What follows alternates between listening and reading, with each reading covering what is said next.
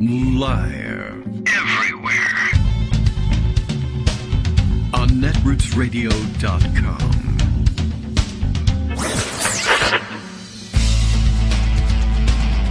David Waldman. Kagro. In the morning. Now, here's David Waldman. Hey, good morning, everybody. How you doing? It's January 4th, 2024, Thursday, and clearly, ready?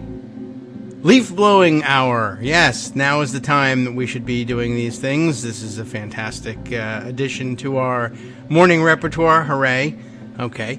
Well, you know, ill-timed, but what can you do? People are going to take care of these things in the mornings. It's just basic truth. And so, I guess we'll endure it, but I know it's driving me crazy, and it's probably driving you crazy. Maybe we'll just sit and listen to it for a little while. Ah, glorious. Yes, and probably gas-powered at that, and I understand that they're terrible polluters as well, but, you know, what am I going to do? I'm sitting here having, I guess, the local homeowners association, I think, paying for this leaf blowing, and I don't know. I need some sort of boycott system whereby I can redirect my home. Oh, yeah. Well, anyway, it's not going to work out. And, you know, we suburban homeowners, I guess, to hell with the planet. We need these leaves cleaned up, I guess. Although, I don't know. Maybe it's even an environmental disaster cleaning up the leaves, for all I know. Anyway, all I know is it's annoying me, and that's worth talking about on today's show. Okay, so we are awake. That's the good news. Yes, I have to apologize again yesterday, and if you didn't know about the fact that we actually did do a podcast just so that people would have a little something to listen to yesterday, you might want to go back and check it out. And gosh, it was fantastic. But, you know, no excuse for what happened yesterday. Just it hasn't happened in the however many millions of years we've been on the show. But we're here now. Greg's awake. I'm awake. We're going to do a whole thing where we stay awake for 2 hours and talk about the news. Plenty to go ahead with. Lots to catch up on, of course. Greg must have tons of stories to bring us. You know, there's lots happening. And let's see. Yesterday, a little bit anticlimactic in that I thought that we were going to have bigger news about the release of the Jeffrey Epstein papers, the lists of his various associates, but they said they were going to release them, I think, on Tuesday, and they took all the way, I think, almost to midnight just before Wednesday to actually release them, if I understood correctly. I just thought this would be a huge splash the moment these things came out. But then, not only did they release them late, but then it turns out that you really have to sort through these things, and oh my gosh, they want to read the lists of people and figure out who they are and which ones they should be focusing on. That's so weird. How could that possibly be? But they did, and I guess the news is that it's pretty much all the people you expected and that we've heard about in drips and drabs over the years, plus a smattering of the names of some of the actual people exploited in these rings. So they want to separate that out, I guess. So no real surprises, I guess, there. I just thought that would be a splashier news story, and so far it hasn't been. And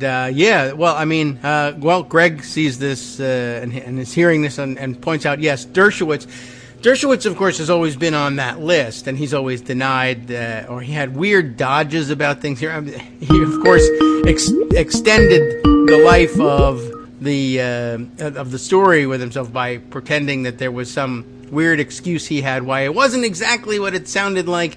And if I recall correctly, he was offered a massage, and then he offered us the fantastic and totally cleaning up the situation bit of, I kept my underwear on the whole time. Like, everyone needs to think about Alan Dershowitz's underwear. Now I feel better. So clean. And I won't even need another shower. I'm just going to jump in front of I should just jump into this leaf blower wood chipper thing that's going on outside, honestly, to clear my brain of that. But he's back in the news with that. He's back in the news with a lot of things. And, of course, leveraging all the news, as we do here on this show, bringing in all sorts of disparate themes into his response.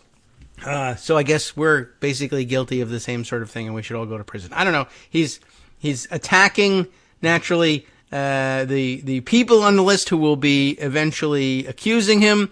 Here you go. All right, here, Greg's Greg's given me the context. Why don't I just give you Greg, and then Greg can give you the context.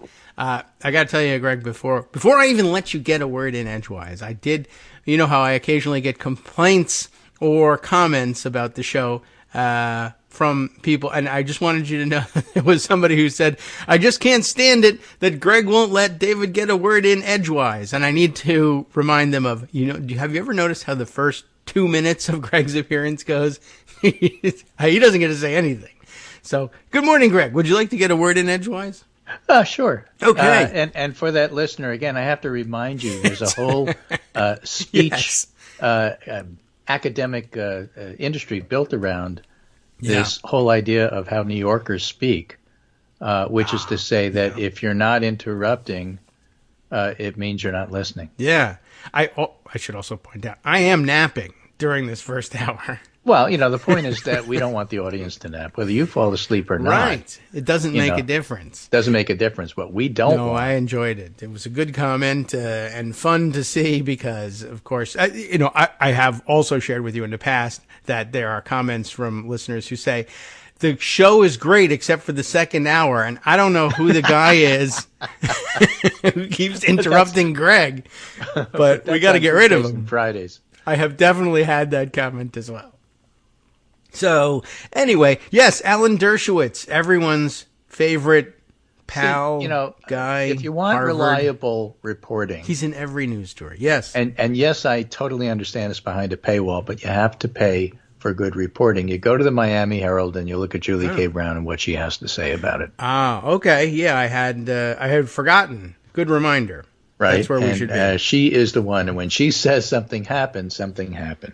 Okay. So I did look that up, and they had a pretty balanced piece about it. The thing is that these are names that are mentioned, and in most cases, the names were mentioned. Well, he said he was friends with Bill Clinton. Okay. That's it. Oh. So there's really not a lot to talk about. That's it. Oh. They said he was friends with Donald Trump. Well, did you ever give Donald Trump a massage? One of the victims. Me, no. No. Did you ever see Donald Trump get a massage? No. These are court filing comments. Okay. Yeah. All right. So, Trump's mentioned, Clinton's mentioned, the partisans will be all over it. It really doesn't mean a lot. Dershowitz, on the other hand, is actually being accused of getting massages. Yes. And that's why his is different, even though he's by far the least important of the names you probably recognize. Yeah, I mean, it'll certainly be a great opportunity for his critics to pounce on him, but I mean, don't actually, because right, whatever. But so who do they mention? Bill Clinton, David Copperfield, Donald Trump. David Copperfield. Yeah, I mean, they mention famous names. That's what they do. Was not available for comment. Well, he disappeared. He's disappeared. You can't find him. Records released Wednesday provide a deeper look into the sprawling sex trafficking activities of financier Jeffrey Epstein and his former girlfriend, Ghislaine Maxwell. Yeah. I forget how she pronounces her name, but they mentioned Bill Clinton, Donald Trump, Prince Andrew, and the late Michael Jackson. Michael Jackson? Oh. Because they knew him, all right. Here's a Trump story. Jeff Epstein's plane was diverted when he was flying somewhere, and he had to land in Atlantic City instead of New York. And he said, "Great, we'll go visit Trump." Okay, I mean, they were friends. We know that. Yes. There's nothing here that otherwise was there. All right. Witness Johanna Schoberg testified in the deposition that she met David Copperfield at one of Epstein's residences, and the magician asked her if she knew girls were getting paid to find other girls. Schoberg was in college, recalled seeing another younger girl at a dinner with Copperfield, and recalled thinking she appeared to be a high school age but wasn't certain. And that's it. The Miami Herald was unable to reach Copperfield for comment Wednesday night. So, that's it. That's all they have. A lot of hearsay, a lot of stuff, except for Dershowitz. Okay, and so this wasn't... And Dershowitz isn't even mentioned in the Miami Herald article because they do important stuff. Oh. Well, okay, they're doing the whole history of the case. All right, I didn't know what I was expecting out of it. I guess I thought the thing that they made so much out of it that I thought, oh well, now this revelation will be the list of people we totally did set up sexual encounters for. Oh, well, that's a dumb list to keep. No, I heard so-and-so mention somebody, so it's not all that interesting. Meanwhile, Mediaite has this. Harvard Law School professor emeritus Alan Dershowitz took an interesting detour while reacting to the unsealing of hundreds of documents. The material was unsealed on Wednesday. Dershowitz, who is an associate of Epstein's as well as his attorney, appeared on Wednesday's edition of Hannity to offer his reaction. The lawyer was previously accused in a lawsuit of being a participant in sex trafficking connected to Epstein. The others that I mentioned, including David Copperfield, were not. Before his accuser retracted the claim and said she may have mistaken him for somebody else. I've represented some of the worst people in the world and continue to do so. That's my life, and of course I represented Epstein. And then he pivoted to radical feminists who he said were insufficiently critical of Hamas after the October 7th terror attacks in Israel. I see. So that's his response. Yes. That's what's in the news. He's just doing a podcast weaving together different narratives, you see. Yeah, maybe that was it. Sure, we do that. Anyway, but we're not on the list. No, that's true, and at least not on the list that the Miami Herald, mentioned. Right. No one would ever say we're flying to, we're stopping in Dulles. Let's go visit David. Right. No, it doesn't make any sense. Yeah. All right. Well, that's weird. Is it that David? Yeah. Right. So, it was David Copperfield, and then he. I want to talk about something else, though. I mean, that was in the news, and I think it's important and worthy to cover. There's nothing there, just so you know. Okay. Oh, I will point out, David Copperfield did go on to buy himself a private island or two or three in the Bahamas. Oh, did he? Yes, and I just sort of wondered Las whether Vegas gig, I guess, plays pretty well. It does. Okay. So I mean, I don't know. I'm not certain what that means, but I guess if you're looking for him, he's there. When they're good, are really fun shows, and people got to watch them. Right, and plus they're hard to catch when it's time to arrest them. So anyway, all right, maybe it'll never be time to arrest him. I don't know anything about the guy. Right. Anyway. Yes, you wanted to do something else. Let me give you a Politico story, a timely one from October 10th, 2012. Okay. And it's about Suffolk University and their pollster, Paleologos. That is timely. How so? Well, you'll remember this since you live in one of these three states. I'll let you guess which one. Suffolk University pollster David Paleologos said Tuesday in 2012 of October that he stopped polling Florida, Virginia, and North Carolina because he's already concluded Obama will lose these swing states. Yeah. It's an important 2012? reminder. Suffolk is not a particularly accurate A-plus pollster. Okay. Well, for those of you who don't remember, leaf blowing again. Obama won Florida by a point. I think he won Virginia something like 3 or 4 points. I voted for him. And lost North Carolina by 2 points. All right. So he was right 2 out of 3. Yeah. But the hot ones were Florida and Virginia because that was in October, and it turned out that he was wrong on both of those. He shouldn't have stopped polling, he said later. But more importantly, it's the methodology. And that's what I want to talk about. All right. So this is polling 101 part 72 million about why the polls don't mean what you think they mean right now. And I'm going to give you some really good pollsters who are going to talk about this a little bit. And let's start with John Della Volpe. Now, he does the Harvard youth poll, so he has some idea of a Harvard Institute of Politics poll. And he has some idea about not only polling, but polling kids, fellow kids. Oh, okay. All right. Greetings. And he says, USA Today Suffolk pollsters, which, by the way, has Trump up by 1, except if you add in people like RFK Jr., then Trump is up by 3 in the poll that just came out a couple of days ago. And this is what they're talking about. All right. Okay, if you look at all the polls, don't panic, don't be excited. Basically, it's a tie. What we're looking at is a Biden-Trump tie. People are upset. Why is it a tie? Why isn't he winning by 11 bajillion? And the answer is it's a partisan country, and that's just not how it works. How much did Obama crush Romney by? 4 points. Okay. Yes. So chill. USA Today Suffolk pollsters called up. Notice the term, called up. You know why he said called up?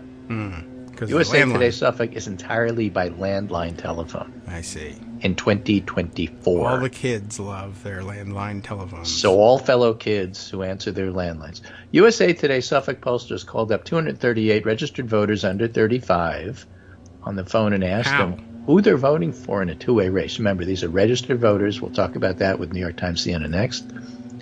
So USA Today Suffolk called up a bunch of people under 35, 44 Trump, 39 Biden. Mm-hmm. Now, Economist YouGov did the same, except they also did online interviews. Okay. They got 51 Biden and 33 Trump. That's different. -5 if you use landline only. If you do it online, you get +18. Well, that's where the Same kids are. Same deal with seniors. Oh. USA well, Today I don't know. has Biden up with seniors by 8 points, 48-40. Yeah. And Economist YouGov has Trump up with seniors by 14. Aha. And how are they communicating? Telepathy? And this is online. So what a difference a cycle makes. In 2020, there was a negligible difference whether you use phone or online. Mm-hmm. In November 2020, YouGov Economist had Biden up 17 with 18 to 29-year-olds, whereas the telephone had Biden up 18. YouGov Economist Online had Biden +4 with 65 and older. And USA Today Suffolk had Biden +2. Now, well, I would have thought that I mean, 2020 it's is late. +18 versus -14 for YouGov with youngs and olds. And USA Today reverses it, Biden +8 with olds and -5 with young. So basically what's happening is you can't use landlines anymore, and Suffolk is, and they're getting it wrong. All right. Well, that just wanted you to know. Yeah, I mean, that's important, and I don't really know how you... I will say, I thought the idea that there was a negligible difference as late as 2020 was a bit of a surprise. I would have thought that you would have seen a greater effect. Yeah, but in 4 years, it's just gotten even worse. Yeah, Natalie Jackson, pollster herself, she was associated with the PRRI poll. Now she's got another gig, and she does the polling column for National Journal. Very good pollster. And Natalie Jackson says, in response to Simon Rosenberg says, look, this needs to be said. Polls like the Suffolk USA Today are just so bad you shouldn't even publish them. We should bar them with the 14th Amendment. And Natalie Jackson said you can't do that. In private poll world, you can't go to a client with a pattern you can't explain. You have to keep working it until you can explain it. If you looked, you'd find, it's because you're doing phone lines only. In public polling world, we can't be 100% sure it's real or not real, so we're going to tell you what we have. And she says, to be clear, I don't think public pollsters should withhold data, in part because we never ever know for sure. We can have a good idea, but we don't know for sure. So, yeah, they should publish it. All right. But you, the listener, the reader, should take it with a huge grain of salt and stop making a big storyline about how Biden is crushing it with old people and losing young people. It's just not true. All right. Well, you can't argue against informed readership. That's difficult to... Well, but I'm talking about the people who inform the readership. Oh, well, we got to inform them somehow. I don't know, but and, I think I take her point here. But I'm sympathetic with Rosenberg. Yeah, I get it. Yeah. I get that part. But let's see if I could find the particular thing I wanted. XCDC. KCD, excuse me. Yes, right, the comic strip. Gotcha. The comic strip had this wonderful comic, which I probably can't find at the moment, which was about, here it is, I found it. Hey. It was just the next to last one here. Leaf blowers. So I will send it to you. It's very funny. Okay. So stick figure stuff, but really germane comments here. All right. And I just sent it to you, right? So a stick figure girl says to a stick figure boy, hey, this is 2024. And the boy says, I guess it's an election year now. And the girl says, again? Man, these just keep happening, right? I feel this way, yeah. Who's the president these days, Obama? Uh-oh. And the guy says, no, he hasn't. How do you not? And the girl says, I liked him. Is he running this time? No, he's not allowed to. He's not? Why? Well, the Constitution. So she looks it up on the phone. Amendment 22, no person shall be elected to the office of the president more than twice. And she looks at it and says, what? Come on. Don't all your cells get replaced every 7 years? You know, Ship of Theseus style? I can tell you what that is. Is he even the same person? Maybe no person shall be elected more than twice isn't a prohibition. It's more of an observation, like you can't step in the same river twice. Call Dershowitz. He might be into this. Yeah, okay. Right. So the guy says, look, this cell thing is a myth. In the Ship of Theseus idea, it's a philosophical comment. Yes. Let's say a board on the original ship that Theseus built rots and you replace it. Okay, let's say that. And then another one, and then another one. And then by the time you're done, the ship is completely replaced with new boards. Is it the same ship? Yes, no. That's the concept of the Ship of Theseus. So the guy says, look, isn't the cell thing a myth? I think tooth enamel has a turnover half-life of like 30 years. His teeth molecules are probably the same. And the girl says, speaking of Alan Dershowitz, you see, if Obama just gets false teeth, he can run again. I need to talk to a dentist and a lawyer. Okay. Oh, we have one. Isn't there? The guy says, Orly Tates. The Supreme Court is about to vote 9-0 to block your cell phone. Well, it's a unique comic strip for It's cute, but you know what the point there is? No. There's a lot of normies that are really not paying too much attention to politics. Yeah, there are. And you want to push them and say, who are you going to vote for? Obama? He's not running. Well, I don't know. Give me time. But Trump thinks Obama's running. I mean, I heard of him. He's done it a couple of times. Where he thought he beat Obama in 2016. Like in 1970? I'm not voting for him. So what do the polls mean? That's really the kind of point of all of this. Meanwhile, find another comic that knows the half-life of tooth enamel. Nate Cohen, you recall, I think we went over this on the show. Nate Cohen looked over the Times Siena polls and found that those who vote want Biden and those who don't vote want Trump. Okay, yeah. If you go through the files and look at the verified voters, they don't have likely voters. They have verified voters. I checked, and you really did vote in 20 or 22, and you're for Biden. But if you're a registered voter who may not have voted, then you're for Trump. Now, there's several different ways of looking at this. One way of looking at this is saying, okay, this explains why there was no red wave. The likely voters are now Democrats, and they're more likely to come out in low turnout elections like off years. And so the Democrats win, and then they expect to win in the big ones, and then the big one comes where everybody votes, even the low propensity voters, and then all of a sudden they lose. That's the thesis. Okay. Now, this is a variation of something that Sean Trendy from Real Clear Politics said years ago, which is that there's a lot of white voters out there prior to Trump. This is in the Romney years.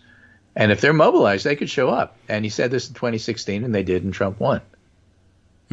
And so that's why there's some basis to the theory.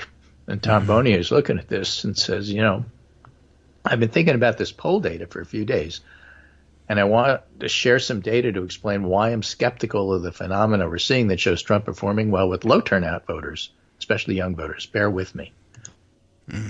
Okay.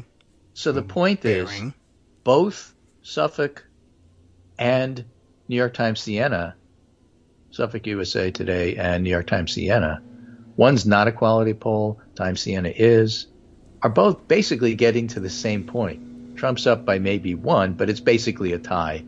And they're there for different reasons. Okay. Well, that hum is really nice. Maybe I should turn on my washing machine and dryer and there's a real symphony of appliances here. Brands, see if you can recognize it based on the sound. Yes. So he says, here's what's going on with New York Times Siena. We understand the USA Today. That's because they're calling people instead of using this intertubes thing. Right. But Tom says, first, let me make clear I'm not calling Nate out here. That's Nate Cohen, the reliable Nate. Oh, okay. Or suggesting he's doing something wrong. I applaud his transparency, a la Natalie Jackson. We just talked about that. He's simply sharing the New York Times polling data, which is interesting and illuminating. In Nate's thread, he shows they have Biden up 16 with registered voters under 30 who cast a ballot in 20 or 22. All right. Yet they have him up only 3 among all registered voters under 30. Okay. Looking at the voter file, because that's what you have to do. These are verified voters. There are currently 37.5 million registered voters under age 30. 21 million of them voted, leaving 16 million who didn't vote. So backing out the numbers, if Biden was +3 with all registered voters under 30 and +16 with those that voted, that means he was -14 with the registered voters who didn't vote. -14. Okay. Yeah. Taken at face value, it's really hard to believe Biden's down 14 with low turnout voters under 30 and that Trump is actually winning a bare majority of them. Okay. But perhaps they are a more GOP identifying group? Nope. If we looked at model partisanship, and that's what Tom does, the young voter, and that's how he gets all his early vote data in. And the model partisanship is useful, particularly in states that, in fact, have registration. Okay.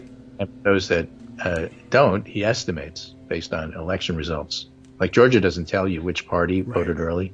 Yes. But he could still make some good guesses. The young voters who did not vote in 20 or 22 are 0.7 more Democratic than those who did, according to his data. So it doesn't make sense that Trump would be up 14. All right. Of course, I there's those not. who claim that you can't accurately model those younger registered voters because their lack of participation means they defy the categorization inherent in partisan models. But where registration's available, those non-voting younger voters, who the New York Times says Trump winning a large majority of, or they're just 2 points less Democratic than those who voted.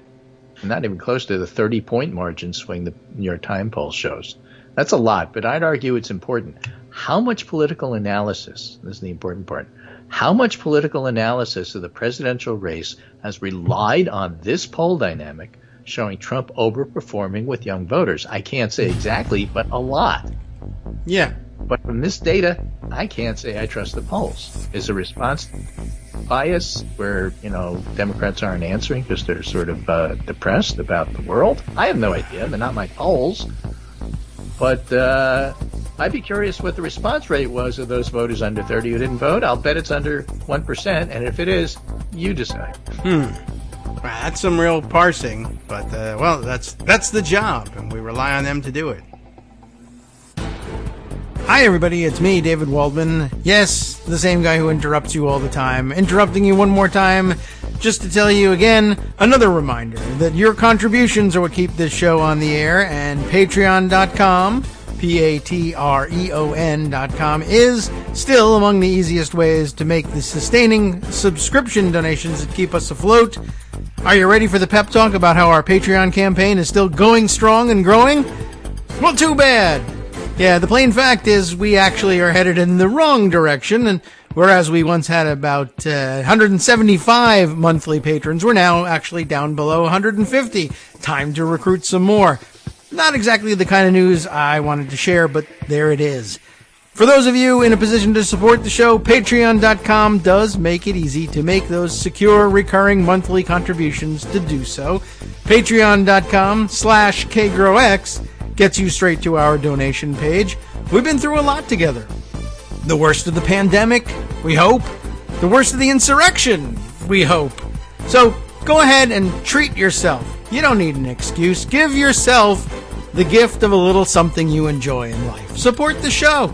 And of course, if you happen to prefer using PayPal or even the Square Cash app, we're up and running on those options too. So thanks again, everyone, for all your support. We couldn't, or at least shouldn't, do it without you. Hope you'll be on board soon too. Thanks for all your support.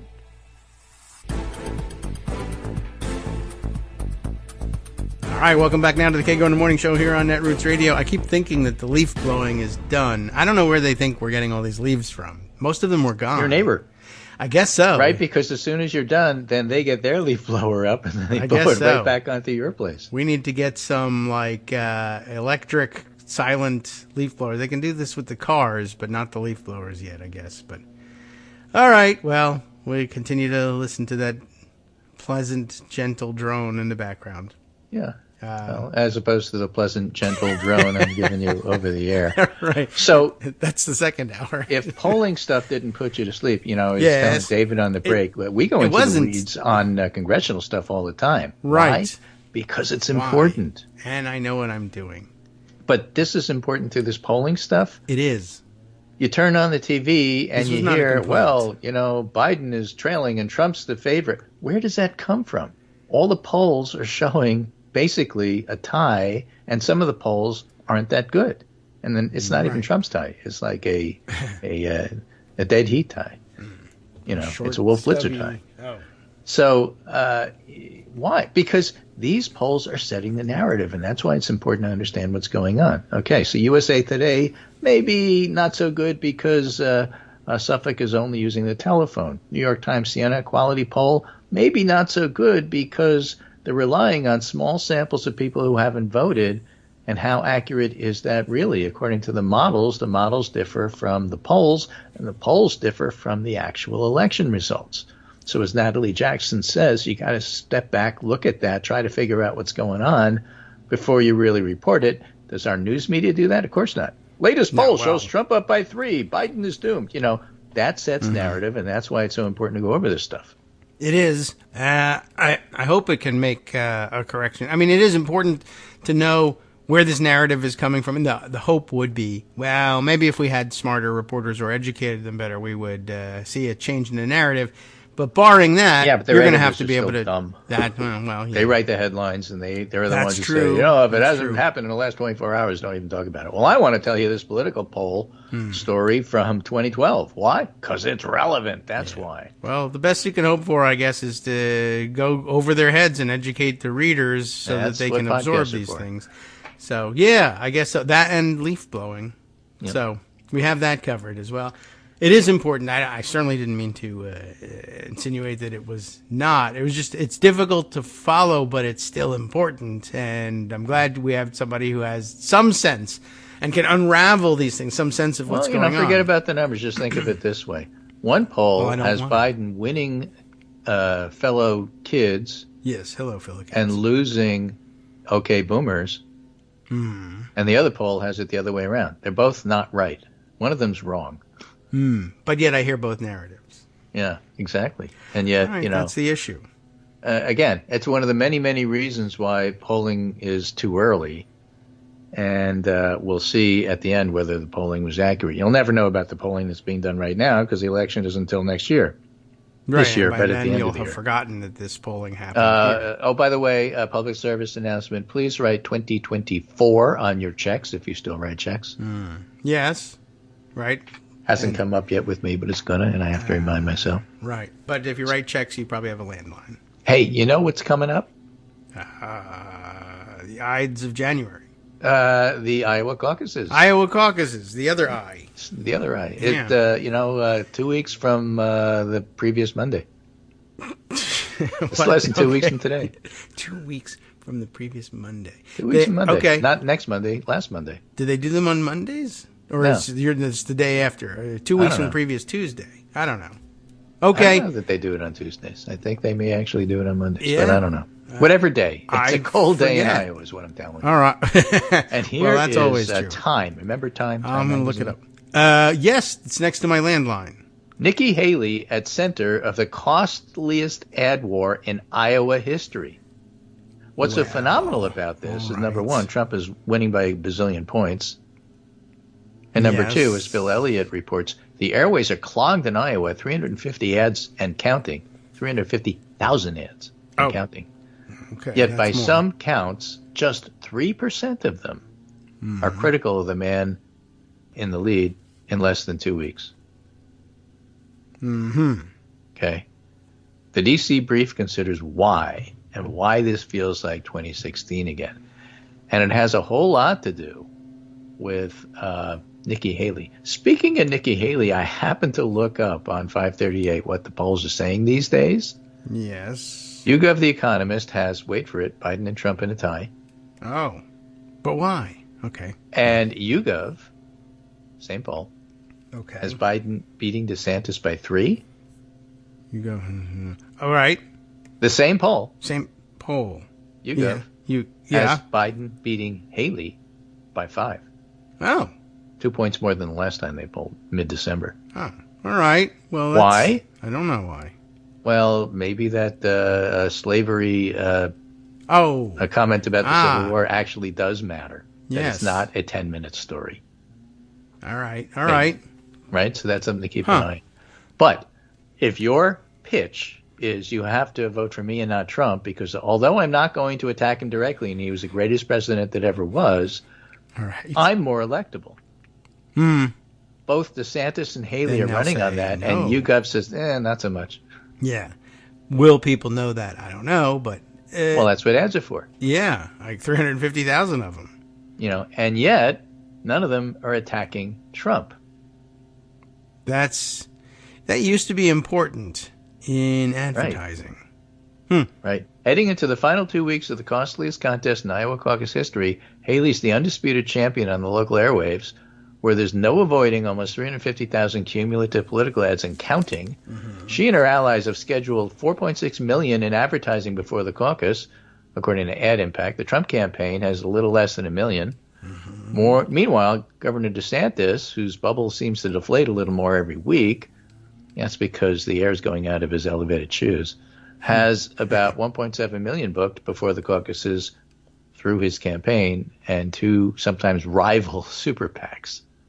And tech bro Vivek Ramaswamy has canceled his remaining Iowa ad buys after $1.8 million in spending there has failed to move the needle, spending he later called idiotic.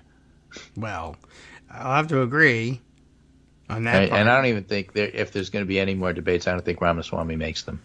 Oh. Christie never found Iowa a particularly right place for his tough-talking East Coast brashness, so he's going to do New Hampshire. Okay. And to be sure, Haley's late-hour dominance in the air may not fundamentally change the race. In the states where she is beating most other contenders, she's still mightily down. Trump is about a 30-point lead in Iowa and South Carolina and is up more than 20 points in New Hampshire. She's stuck in single digits in Nevada, which frankly has not been atop her priorities because it comes in the window between New Hampshire and her Waterloo, the one at home in South Carolina. Now, Iowa has a reputation for being notorious tricky to poll, but no contender with a double-digit lead at this point has ever lost the caucuses, according to a Des Moines Register analysis. And DMR has Ann Seltzer, and she's the best pollster in the country. All right. She is not USA Suffolk. No, I guess not. All right, well, I guess now, I don't know. Here's the thing. What am I There's this reality in all four early nominating states. Trump, at least for now, seems to be facing criticism solely from Chris Christie. Yeah. He gets on there and says, I'm the only one telling you the truth. And the audience yawns, but the general audience doesn't. This is the problem with my three colleagues, Christie said at last month's debate that Trump skipped. They're afraid to offend Donald Trump. There's a reason Haley, who served as UN ambassador under Trump, who was an early favorite of Trump backers looking for an alternative or muting the criticism, Christie's anti-Trump strategy hasn't worked. He's not going to be in next week's debate in Des Moines. And if you go after the party, Don, you best not miss.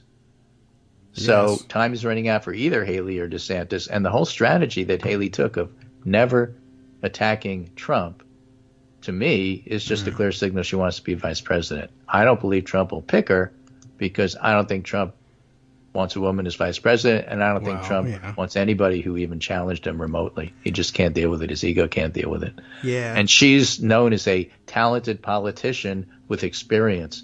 Everything Trump isn't. Yeah, I don't want any of that around. Trump's a salesman. He's not a politician. I guess. And so, he doesn't like the competition. I just don't see it happening. Yeah. I don't know what he's going to do with that, by the way. It's when I'm trying to sort of think that through. My guess is he's thumbing through the Constitution, trying to figure out whether do I definitely have to have a vice president? What? Can you? You can have my leaf blower. The Constitution says something about not living in the same state. Yeah, well, she lives in New York and I live in Florida. Right. And by the way, I looked at that one, by the way. I was just sort of looking at that one when people began arguing about the 14th Amendment and self-executing and, who has the right to make this call. Big story still, of course. And people were rightly pointing out, no one would have any disputes about who makes the call if a 15-year-old shows up and asks to be on the ballot. You just say, well, it says you have to be 35, so no. And that's an easy call. Why isn't this an easy call? Different kind of question, of course. But I did start to wonder about that. Like, why, now that Trump is in court arguing things like that doesn't matter, or doesn't mean what you think it means, or it means the opposite of what it says. I was just sort of wondering, would he just blow that stuff off and say, to hell with it? It doesn't matter that both of us are from the same state. But actually, the penalty is not necessarily all that great. It's just, I guess the way it's written is that the you electors have to serve with him? That's the penalty? No, well, one thing, yes. That's a pretty great But penalty. I mean, just I think there are some states where you might lose electoral votes, or you might not be entitled to electoral votes if the electors have to vote for someone who's not from their state, and that's why you have to have a mixed ticket. Apparently, so you're going to lose the electoral vote in New York that he's going to lose anyway? Yeah, right. Which is the same thing as being off the Colorado ballot because who cares? He's not going to win Colorado. Yeah, so I mean, they could start looking at it that one vote way. In Maine. Right, where they split it, right? It's possible. Right. Anyway, it was all very interesting. But I'm wondering whether, like, Trump's the kind of person who might, in facing the headache of making this decision, start asking, do I have to have a vice president? Are you sure? What if I just don't have one? Like, what happens? What I if don't know. I'm my vice president, and if they impeach me, I become president? Yeah, right, exactly. Maybe he's thinking of something like that. Dershowitz. Where does it say in the Constitution I can't do that? Right, and it might be, even if the answer is, well, right here, he'll say, nah. Does it really, though? It doesn't. Why don't we appeal that 5 times? Right. That's what all these cases are like. But now, I should mention parenthetically, and I don't have a bunch of articles here, but Haaretz is the source. There is a parallel judicial watch going on in Israel. Yes, I did make mention of that. Because it turns out that twice the Israeli Supreme Court overruled Netanyahu. Yeah. Okay. And on some very important things. The first thing they said that they don't have a written constitution. They sort of have a constitution-y treaty. Well, it would be written in the opposite direction anyway. So they have what they call basic laws, which are a proto-constitution that they never got around to ratifying. Mm-hmm.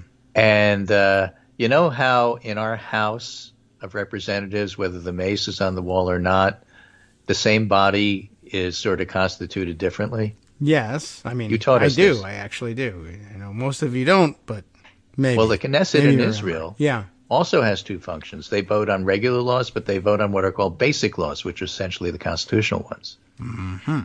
And so, for example, if they say that we're going to pass a law that says the Israeli Supreme Court cannot review us anymore, we get the final say. They don't. They think they do. That's a basic law. So if the Knesset passes that, it's not a regular law, it's a basic law. Okay. And the Israeli Supreme Court looked at it and said, you know what? We can overrule those 2. Hey, all right. And Netanyahu, no, you can't get what you want. You can't pack the court with a bunch of thugs. Sorry. All right. Well, that's a good thing. That was decision number 1. Yes. Decision number 2, and by the way, that kills the whole drive for judicial reform because the Likud party realizes, according to the analysts in Israel, that they don't have the time or political will to really do this again. They lost. All those protests in the street before the war mattered. Yes. That's a big deal.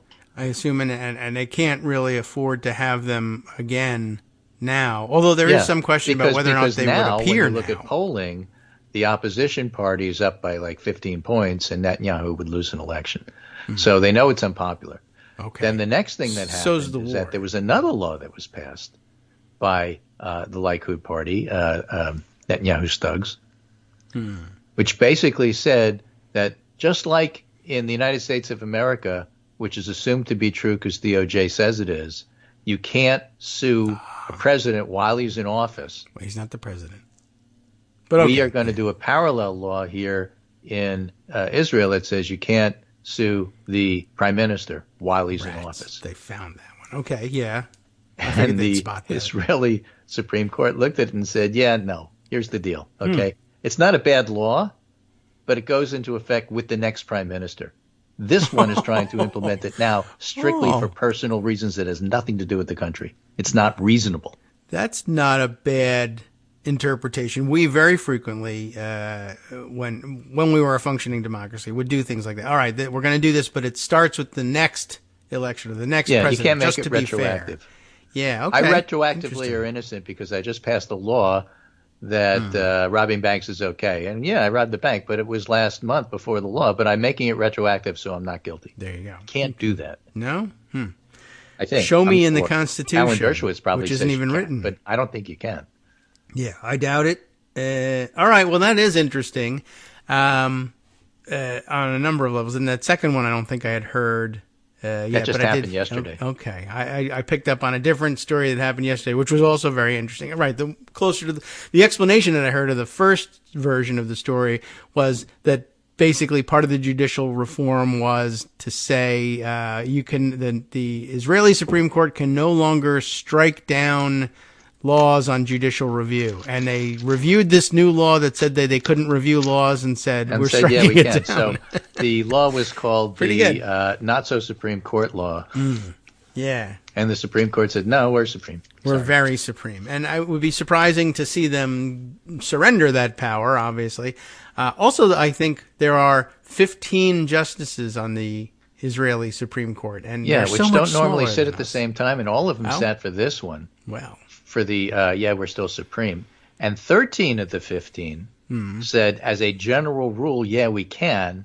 And then 8 out of the 15? Yeah, I think it was 8 which to is a 7 bare majority said, and in this particular case, this particular law doesn't pass muster because it's not reasonable. They have a reasonable standard. Yes, right. But as a general principle, 13 out of the 15 said, yeah, we can overrule stuff. All right. Well, you would think that they would be willing to stick by that. I was just sort of struck by the size of the court versus the size of the country. It's like the first time in Hampshire Israeli history that all 15 weighed in on something at the same time. I don't know how they do that. It's, to me, it's like looking at the appellate courts. Applebee's. Well, this is a panel, and this is an on-bank panel, and this is 7 of them, and this is 3 of them, and this is 9 of them, and this is 18. How many do they have? I don't know. I'm not a lawyer. I don't understand all that stuff. Just like usually it's the Ninth Circuit, California. The Ninth Circuit, well, how many? 3. Well, how many are there? I don't know, more than that. Well, what happens next? I don't know. Another 3 or another 7 decided no. And then everybody decided, I didn't realize that like the Israeli court sat in panels that I don't know way. what they do, but they don't always meet at the same time. Well, like for the second one that I about told you schedules. about, I think only 13 of them met. Okay. The other 2 were busy. Well, and I don't the know other why. interesting political thing that happened here with that court is that the Chief Justice, they have a law that you have to retire at 70. Right. That also is interesting. Right? So if you have a case before you and you just spent 2.5 years listening to it being argued, and then you turn 70 and you haven't decided yet, I think there's a deadline. You have like 3 months to decide. You must give a decision before you leave. Interesting. So the 2 of the liberals on the court just turned 70, and they have to give a decision. And that's one of the reasons why it was given now and not after the war. Okay. All right. Yeah, that's true. I mean, that's the big dynamic there. All right. Well, and that's why there's 13 and not 15, I think. Maybe. I don't know. Oh, that could be. Yeah, I don't know where the number came from and when it was reported. That's confusing. Well, I'm sure it's really not all that confusing to Israelis. Well, numbers are confusing. Yes, they are. Well, in Israel, politics are confusing. How many parties are there? 13, 15. It's like the Ides of a month. How many parties are there? 13, 15, 17, I don't know. Oh, yeah. Well, that's true. Maybe that's it. We have one Supreme Court justice for every party. Everybody gets to have one. That's not actually what's happening, but... And then, I forget which country, whether it's Brazil or Argentina, I think it's Argentina, where the party renames itself after they lose because they don't want to be associated with losing. Yeah, you did mention So if you're trying to follow which party is which, you need a scorecard. Yeah, and I think I was thinking of that was a trick for the airlines in the olden days when you had a crash. You quick change your name. Yeah. Okay. Well, you did mention that too. Yeah. We are Never Crash Airlines. We are now Never Crash on Wednesday Airlines. I guess it was simpler. Truth in advertising. Yeah. All right. Well, this is it is very interesting dynamic, and now I understand why the decision was issued at the time, because you would think this would be the sort of thing that they would want to put aside in the middle of the war, but it's actually extremely important, and it was tied together because, as I recall, at the climax of the pre-war protest, there was the big splashy protest was the reservists, and the Air Force pilots and the Army reservists who were saying we might refuse to report for duty if these reforms go through, and they were so anti-democratic in their view that and they still feel that way, but everything changed after October 7th. Right, and all of a sudden they're like, well, actually I kind of will report. This is pretty, and so I wondered whether we're back to protest. Yeah, well, I wondered whether is that like, well, now your bluff has been called. Aha! So you did report after all. And they say, I guess they can say, yes, but we are still opposed. And I don't know, we'll think of something else to punish you with later. But how convincing is it? But I guess it's convincing enough. Likud figured it out. They're not getting their polling from Suffolk. Well, in the middle of the war, they still got like 100,000 people out in the street demonstrating against Netanyahu. So yeah, that plus the polls. Polls are really clarifying. When you see a poll that you're losing, all of a sudden your approach changes. The problem with why look at Israeli politics? Well, it's accessible. It's a sordid democracy kind of, and it's really complicated, and it makes our politics look pretty simple in comparison. Maybe. But, if you want to know why Republicans vote the way they do, it's because they don't lose with gerrymandered and with what Republican base wants. Mm-hmm. And that's why we get Lauren Boebert and Marjorie Taylor Greene. However, if they were in danger of losing, Marjorie Taylor Greene would become reasonable. Maybe, or move districts. She'd still be a Republican. She'd still say a whole bunch of stuff, but she would vote with majority on things like keeping the government open. Very likely, I guess, if she was really enjoying the job.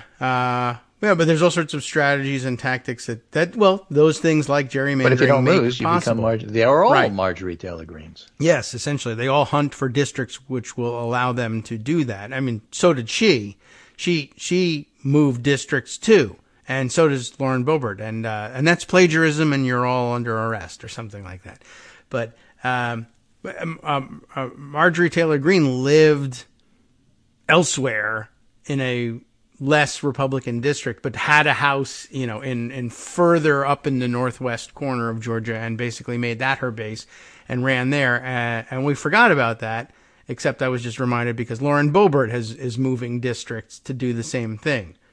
So, but that's an old trick. And, even back, well, I'm sure earlier than this, but Newt Gingrich, Newt Gingrich is from Pennsylvania. What's he doing down in Georgia? Well, he got a college teaching job there, but also made a study of David McCormick, Republican demographics. But is running in Pennsylvania again. Going. You heard Gingrich had moved and there was an opening, so he just slid right in. Yeah, but he definitely did do a demographic survey and said, if I'm interested in running for Congress and moving on from my not so stellar academic career, which district ought I to be doing this in? Where can I ignore Democrats entirely, except for when I'm screaming about them, and run all the way hard right every time, every day? And found himself a district to do it in, and made a career of it. And that's what's so interesting about Lauren Boebert. You remember Ken Buck? Yes. Ken Buck is a very conservative Republican who actually said normal things like, I don't think this impeachment of Biden really makes a whole lot of sense. I don't see any evidence. But he's retiring. Yeah. He's from Colorado. Shy and retiring, yes. And Lauren Boebert is in a not-so-neighboring district that's a little ways away from his. But in her own district, she was going to lose. And so she's not going to rerun her race. She's not going to run against, what's his name, Aaron Frisch, I think his name, who she beat by 500 some odd votes and who was out raising her a gazillion dollars to 32 cents. Yeah. She's going to slide into Ken Buck's old district and run there. Yeah. Because it's even more Republican than the district she's leaving. And so she figures she has a chance for re-election. However, the other Republicans in the district are calling her a carpetbagger, and we're not sure that's going to work. So it's really going to be interesting. Yeah. So this Republican on Republican infighting, is always interesting. Yes, right. And but that's how Republicans lose, because in a district like that, they're not voting for a Democrat. They're just Yeah. not. I mean, it's any a more very than interesting Mississippi's going to thing, vote for though. a Democratic governor. So I'm looking at the map as you mentioned that when you say not so neighboring. I was like, well, it slid by. I didn't even think to look because I think she's the 3rd district and says she's going to run in the 4th. And, you come to the 3rd, 4th, assumption. they must be right next to each other. Yeah. And they abut. But, yeah, if you look at the map, well, first of all the rest of the districts are sort of in between them. And it's just swapping sides of the state. Like 3 is western Colorado and 4 is eastern. And 1, 2, 5, 6, 7, and 8 are all just sort of dropped in the middle. But down in the south part of the state, 3 and 4 abut. So I suppose, you could say they're neighboring, but yeah, fine. So she can get the votes in that little tiny part. I don't even. District. Yeah, I don't know where she's from exactly, where her house is. But yeah, you can see if you look at the map, you'll see what we're talking about. You can get. Probably. All right. Well, there's a vacancy there, and I don't know, depending on where was the theater that she went to see Beetlejuice. If it's close to the border between the two districts, she can keep her social life up as well without giving up too much. All right. So I'll leave you with this thought from Professor Samuel Perry, who is a social scientist who writes about religion. And what a weirdo. He writes, listen, it's difficult to sit with the thought that, he's doing analysis, so it's usually straight analysis. This time he has something to say from the heart himself. Oh. And he says, it's difficult to sit with the thought that perhaps white evangelicalism was really always like this. The only thing that changed was desperation. Hard to sit with because it requires those of us who grew up with generally positive experience in that space to consider our complicity. Okay. That is, oh no. Do I have to do this? Do you? Did you grow up in that space? I don't know. Sometimes I feel like it. Well, the little self-reflection is always good. Republicans don't do it, but, honest academics do. All right. Whoops. Oh boy. All right. Well, a little louder on my alarm today than I wanted to allow for. All right. But we've made it to the top of the hour. Yeah, and the end of the week for me. And the leaf blowers have stopped just in time for us to not benefit from it whatsoever. Yeah, okay. Well, thank you for your patience and for coming by. And I don't know whether there's still a torrent of stories that we ought to be sharing that we didn't get to. Well, I looked yesterday at them, was and, blown up. They can wait. All right, good. If they're still relevant by Monday or new ones come up. A lot of it is about the legal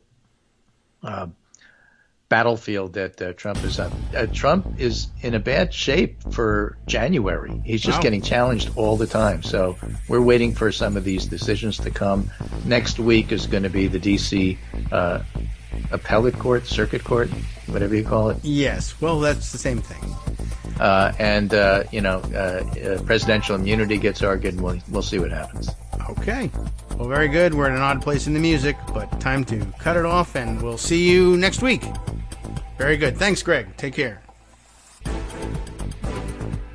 right, welcome back now to the Kagro in the Morning Show here on Netroots Radio. We screwed up the timing a little bit here. I was so distracted by the sudden disappearance of or my noticing suddenly the disappearance of the leaf blowers, and they may return at any time. I should not jump to any conclusions, but all of a sudden I didn't hear them anymore, and my mind started wandering and lost track of the time and started the music late and all sorts of things, and it's going to create all sorts of editing problems later on. But I think we're back on top of it now. And oh yes, right. And I was asking Greg for the reference for the last editorial comment that he had dug up in discussing this stuff. Remember, difficult to sit with the thought that perhaps white evangelicalism was really always like this.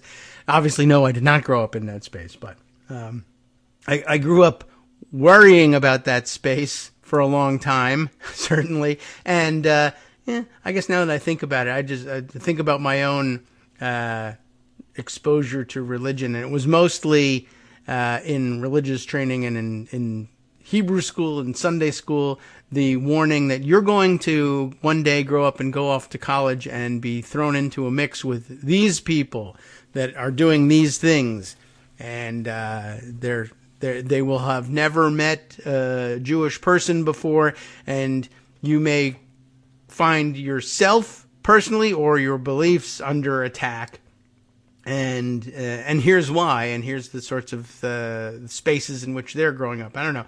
So I guess it is. I feel like I grew up alongside of it without understanding it necessarily, and certainly not from the inside. But there you are. Okay. Well, that's what came to mind as I was also being distracted at the same time by the lack of the leaf blowers. But okay, let's see. So many other stories to catch up with. It's time to dive into what's stored in Pocket and catch up. You know what? Let me jump over to this story, which turns out, I mean, I guess I'm still waiting to see what's the fallout from this, if any. But it's starting to look like just a random act by one or possibly two idiot weirdos, but it's of some relevance. All of a sudden yesterday, I would say out of nowhere, in that it doesn't seem to be connected to one big motivating news event, but it's not from out of nowhere. There's a whole news pattern that goes into it. And I didn't see a great deal of reporting on it this morning, but I'm sure if we go to the general news thing, what do they call it? The internet, right. We'll probably find some news about it, but I grabbed something as a reminder from Axios yesterday, and I guess maybe now, let's see, what do we have? Anything new or more developed? I guess a CNN story from late yesterday, or midday yesterday. Multiple state capitals evacuated due to mass emailed bomb threats. Axios, made quick mention of it in the middle of the afternoon now, but basically said it was a developing story. And I just parked that in Pocket so that we would get to it. It seemed like an insurrection-y sort of thing to bring up, but it wasn't clear at the time. Well, one, they found no bombs anywhere, but that's usually the nature of emailed bomb threats.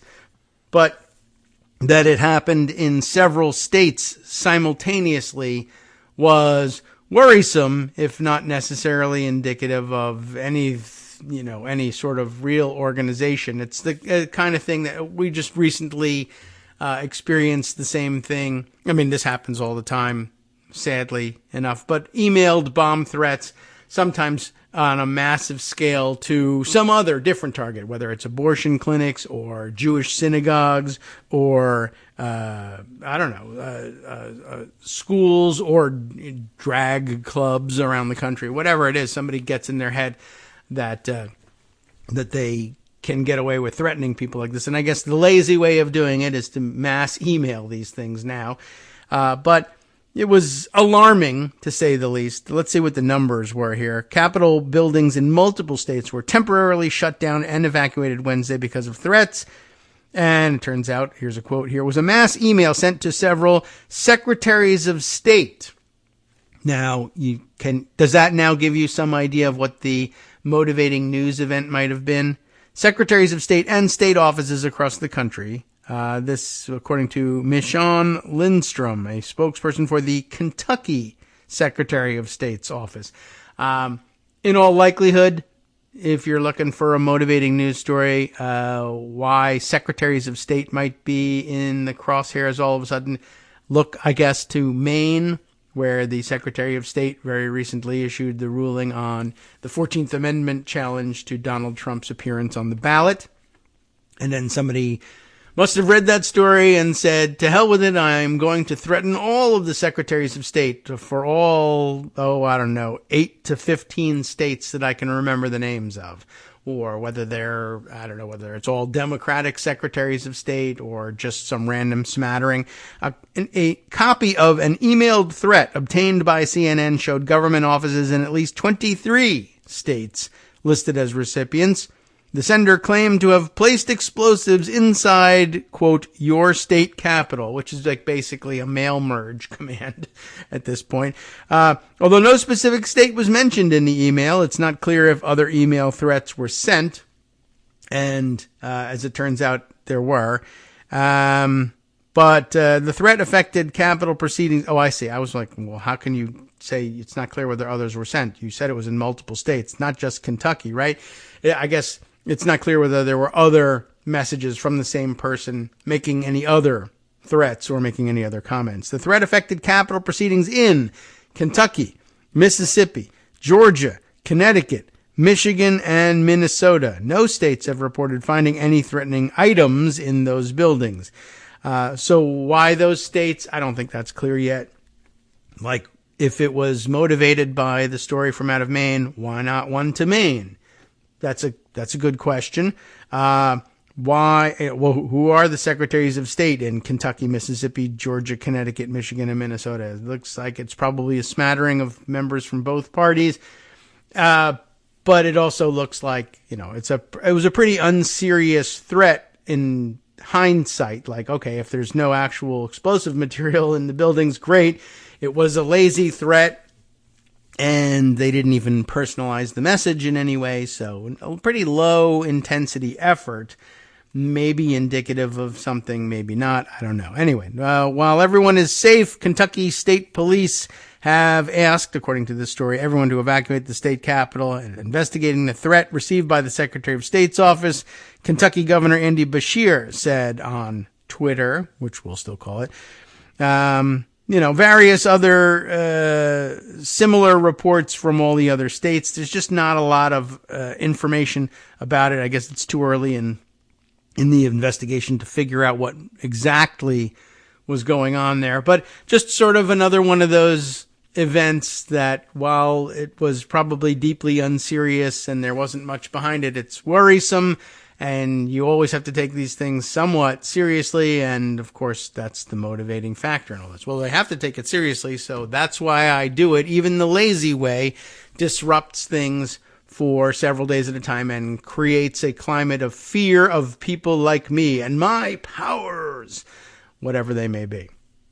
But just reading that alongside the legal wrangling that's going on, and of course the ongoing threat that some subset of federal courts might actually just decide to give the game away on democracy at some point with all of the things that Donald Trump is appealing.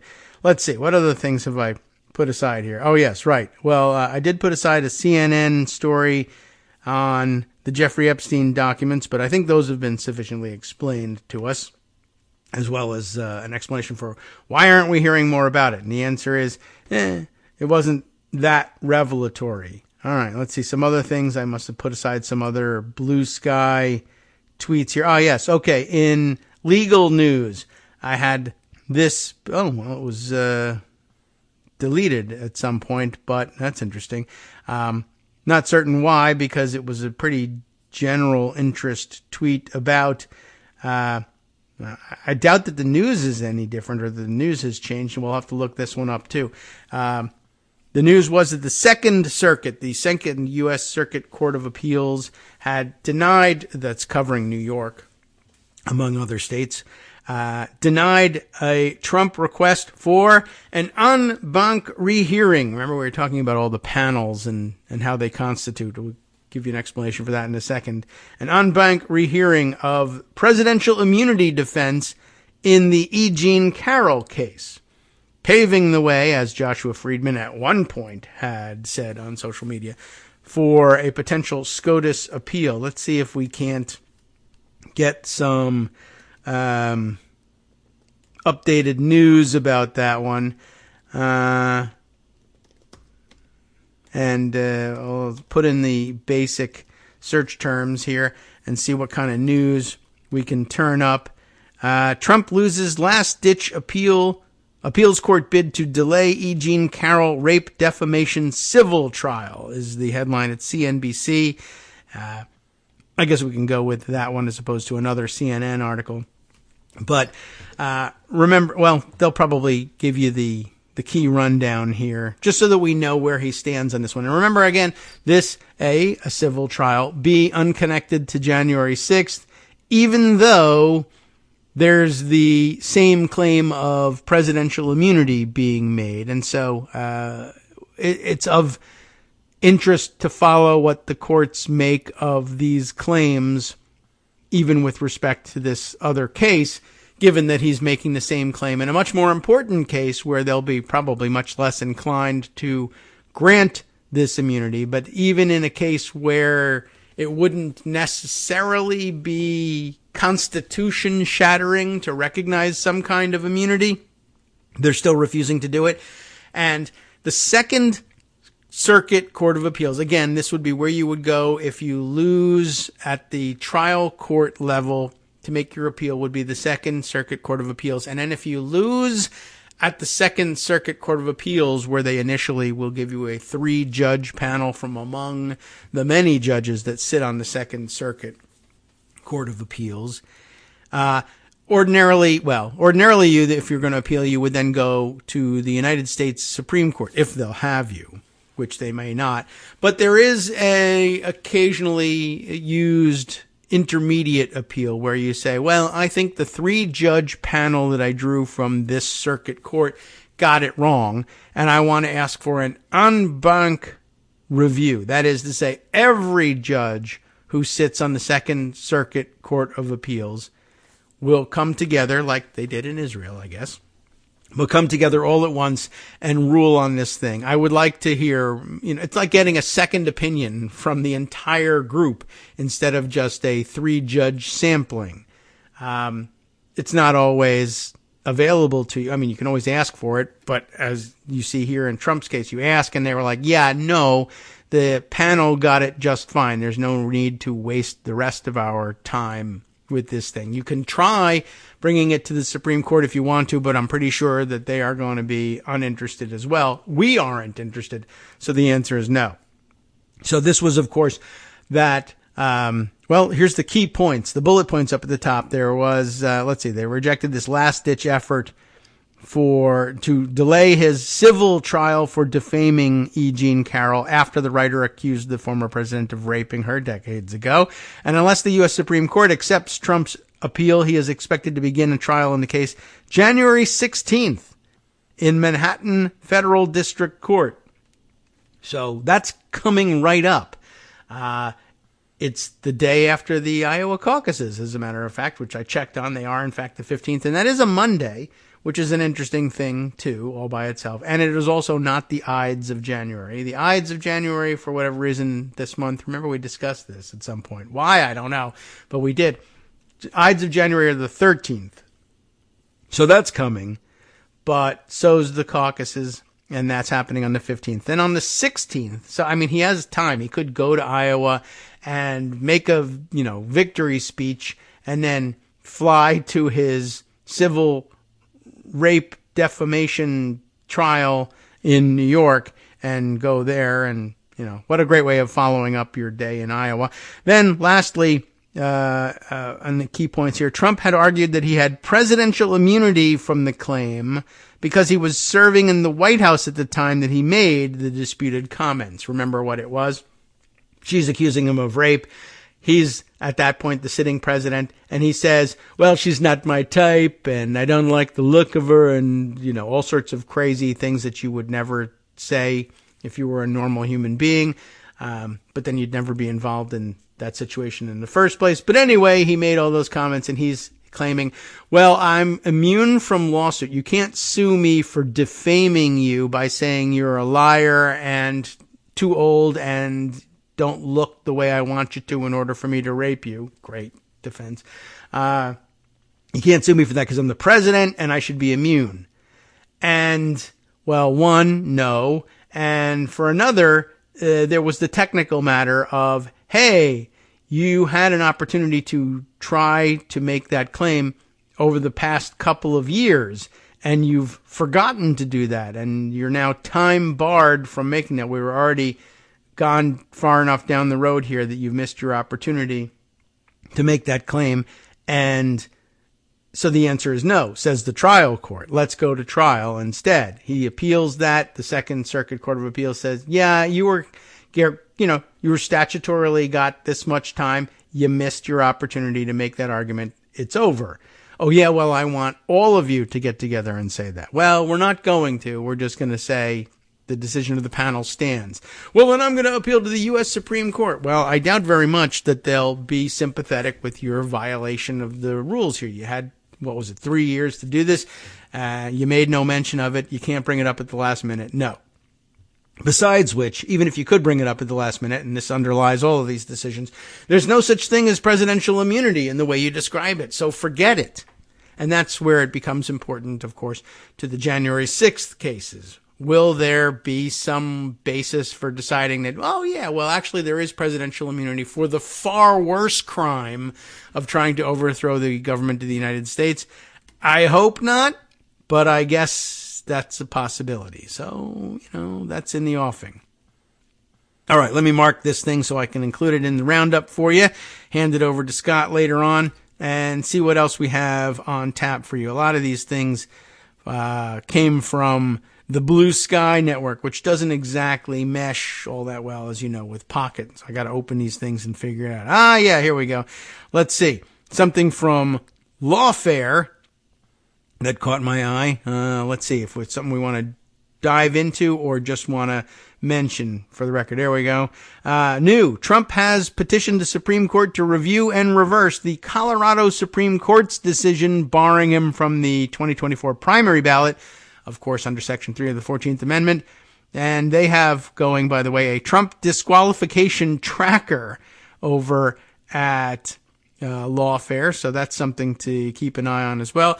The fact that he petitioned the Supreme Court for review, we don't know how they're going to react to that. They may say, get the hell out of here, we're not interested, or they may take it up, and in all likelihood, they'll want to weigh in on that one. But it's going to be some time before we hear from them definitively anyway. So just wanted to keep you up to date on, you thought he would appeal that? Well, he did. And so you were right about that. What else have we got here to share? That one can wait. You know what? Another of, there's still more to say, I guess, about the 14th Amendment. At first, I thought that we might be suffering from the usual, everything there is to say has been said, but not everyone has had a chance to say it yet problem. But as it turns out, as more and more people weigh in, maybe it's just their formulation of their view of the applicability of the 14th Amendment or excuses for why it shouldn't be applicable falling apart. But every once in a while, somebody, I think, restates things in a way that helps us imagine it a little clearer. And in this case, it's one that just ran in the New Republic. Andrew Koppelman wrote this piece, and I saw it being shared widely yesterday, reminding us there's nothing undemocratic about barring Trump from the ballot. That's still the chief excuse, both among Republicans and the punditry, and one of the more frustrating ones because it's, picked up by the punditry, which, you would imagine that Republicans being hypocritical about that should surprise no one. It's the pundits who you'd think would analyze this away, but then you haven't been watching punditry for the last 20 years. So I guess no surprise that they did not. But it also meshes a little bit with the concept we've floated here on the show. I haven't seen very many people pick up on that one. So maybe it's just not a very good point after all. But I don't know. To me, it makes sense. And maybe it's just more of a political science point than practical politics point. But I keep saying that the Constitution, particularly written constitutions like we have in this country, is where you would enshrine things all the time that are considered by whoever frames the Constitution as essential to the continuance of democracy, but which might be somewhat undemocratic, at least in application in particular instances. And it's not that hard to see, but they've become so basic to our understanding of American freedom and liberty, not to sound like I'm selling insurance or anything, but they've become so basic to our understanding of American freedom and liberty that to challenge them feels undemocratic. But in fact, it's the upholding of them that is technically undemocratic, and we know it.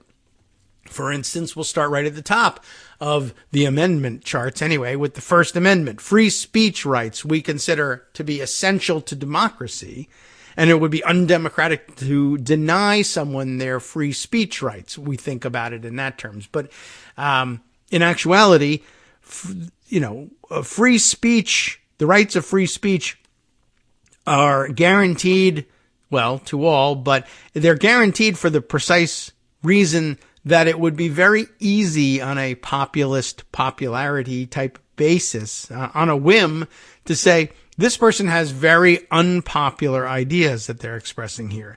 If we left it to a vote of the people, if we left it to the voters to decide whether or not that person should be allowed to say that thing, the answer would be no.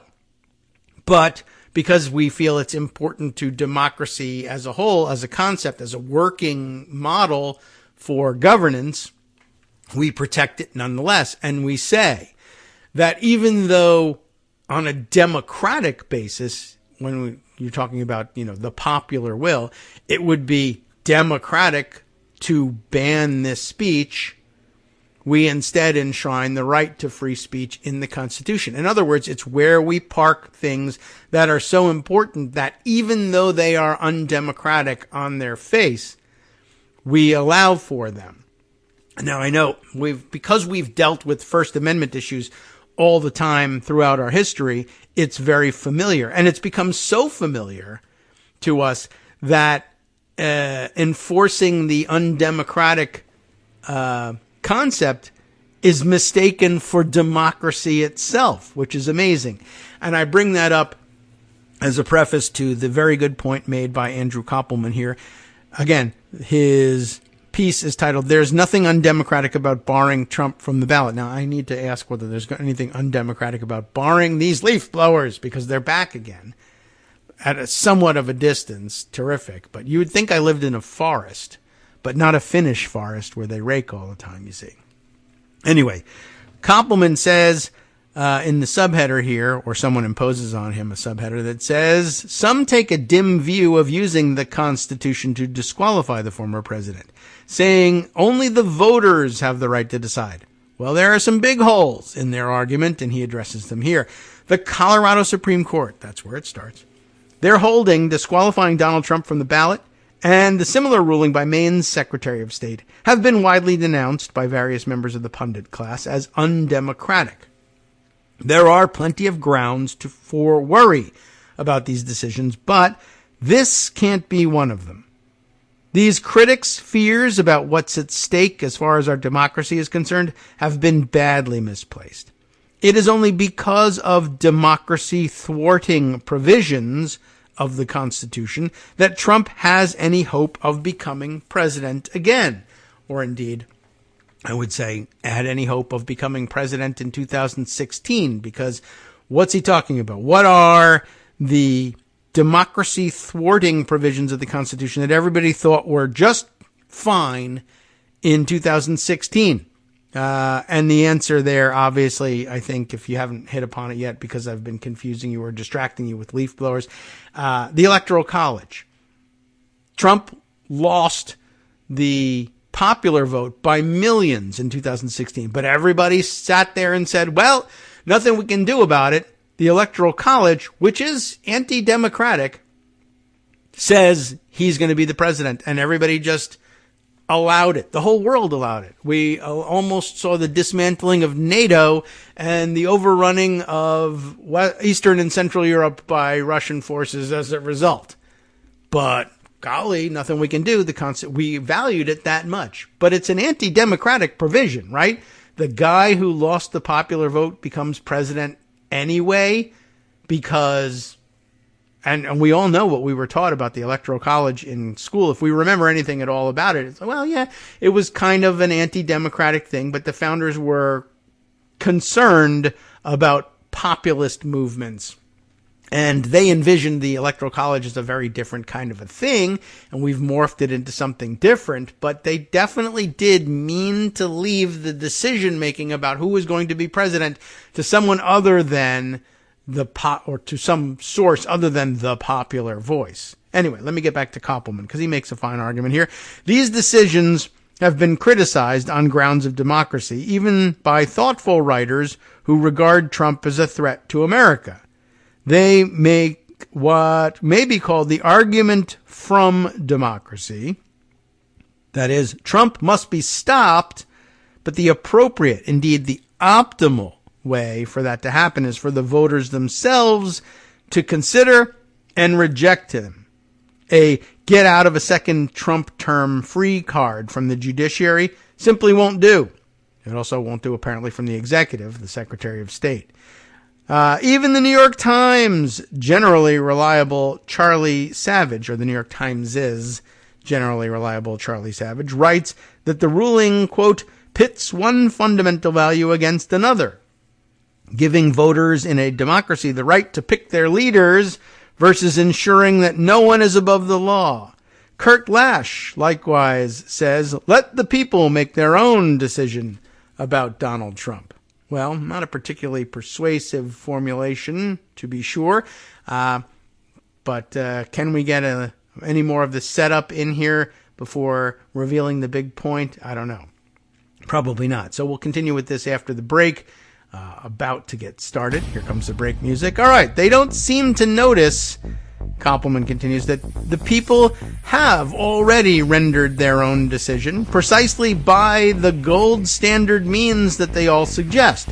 They rejected Trump twice. In 2016, Hillary Clinton got nearly 3 million more votes than he did. 4 years later, Joe Biden beat him by more than 7 million votes. And of course, then back to that anti-democratic provision that installed him anyway. More after this. Hi everybody, it's me, David. Let's change things up from the old fundraising pitch for just a minute and talk instead about how you can be a part of our show. If you've got a smartphone or any other electronic recording device, why not sit down and record a segment for us? Read us an important article and give us your take. Read one of your own original essays, or even just give us your commentary on something you'd like to share that's important to you. Then send the file to me at kagrox@gmail.com, and I'll try and work it into the show. Short segments, a few minutes in length, are easiest to fit in. And of course, I can't always guarantee that I'll be able to play everything, but if you've ever shouted at your radio or TV about something you wish was being covered, here's your chance to change that. Make the show your own. Send your submissions to me at kagrox@gmail.com.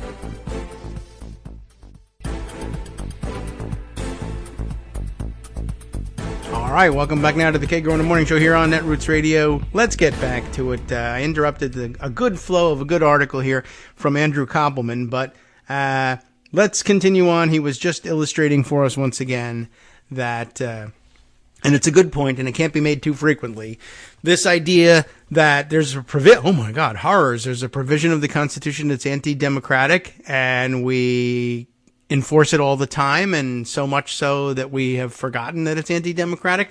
Yes, that was my own point, actually, the First Amendment.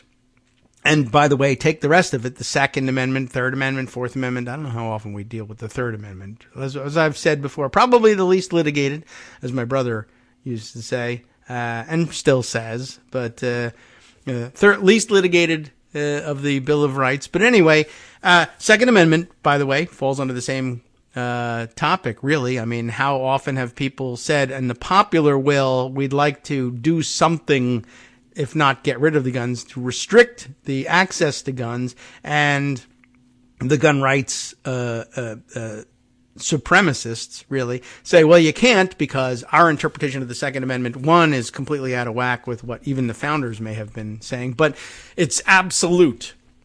And I mean, what's democratic about saying, look, 60% of people would like to see, 70% of people would like to see some restrictions on assault weapons, but you guys say, I'm sorry, the Constitution says no restrictions are permissible. That's anti-democratic, but we accept it and live with it and talk about it all the time.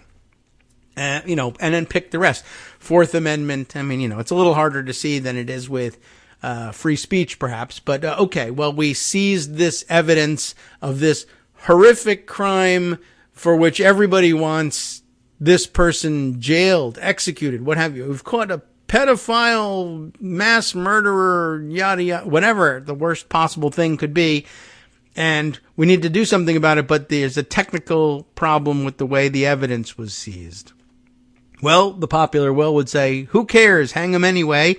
Whereas the rule of law is, no, we might have to dismiss this case, or at least get rid of this fantastic evidence that we've found. Anti-democratic, but there it is. There's a lot of things that need to be protected from the popular will, and we do it all the time. And we're used to it. Even the Electoral College, it's not like it happens all the time, but everybody knows because of, well, for one thing, it happened recently, and it's happened twice recently. And even before it happened twice recently, we learned a little bit about it in high school civics, and so it didn't come as a complete surprise to everyone.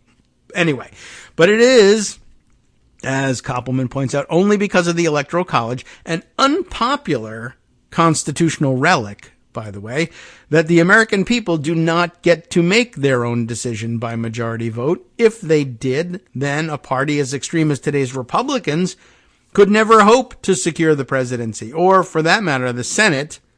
They are only potent as a force, and an undemocratic force at that. Again, thinking about the way the Senate works. What's democratic, for instance, about the less than 1 million people in Wyoming having 2 senators representing them in that body versus the, what are we at, 27, 29 million? What's the population of California? I don't even know offhand, but let's look it up. And Californians know offhand, of course, but they're still asleep. 39 million people in California, 2 senators. 900 and something thousand people in Wyoming. Is that right? Let's check that too. Less, by far. I'm thinking of the Dakotas, even with under 1 million in North Dakota. 578,000. Barely over 500,000 people in Wyoming. 2 senators. 39 million people in California. 2 senators. Is it democratic? No, it's anti-democratic. Do we accept it? Yes, we accept it all the time. Why are we having such difficulty with this one? That's the real point here. All right, so I said I was going to stop interrupting Koppelman, but I just can't because the point is too good. It's too engaging. But there we have it. Yes, it's only because of this unpopular constitutional relic that we accept that the American people don't get to make their own decision by majority vote. If they did, things would be different, right? We wouldn't have a Republican president. We wouldn't be under threat of a Republican president returning to power and dismantling democracy. We wouldn't have the problem of having impeached him for attacking the Capitol and or the Ukraine situation. Take your pick, quite honestly, with his party in a position to acquit him all the time because there would be far less it's not gerrymandering, but, you get the idea. The Republicans are so heavily overrepresented in the Senate, we might have had a different outcome, certainly for the second impeachment. But Republicans are, in fact, potent as a force in this country, and an undemocratic force at that, because the Electoral College magnifies the power of sparsely populated rural states.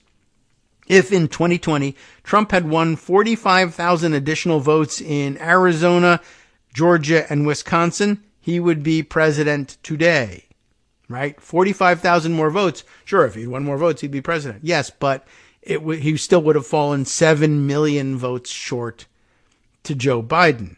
But he could still be president. A similar scenario in 2024 is his most promising path back to the White House.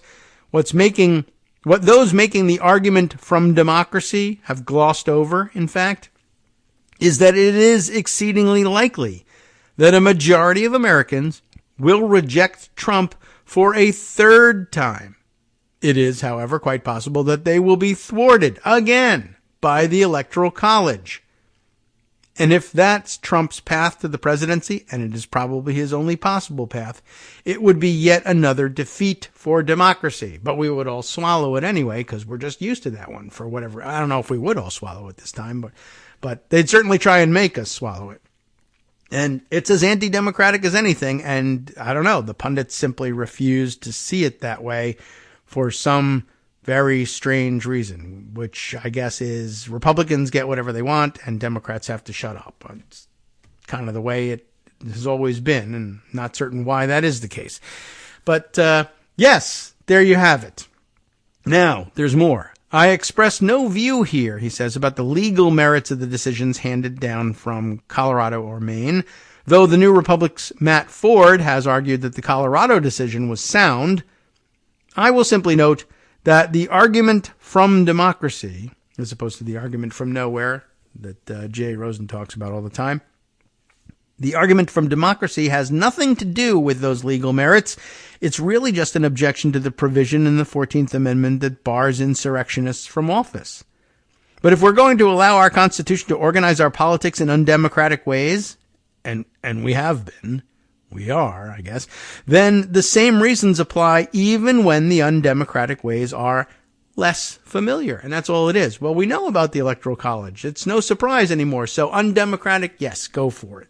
In fact, and I argue that at the far end of the spectrum, undemocratic in the First Amendment, yes, absolutely. But we've actually gone so far and we've gotten so used to that one that we think of it as its application as fundamental to democracy, that it is democratic to tell people, no, you can't get together and vote that guy off the island.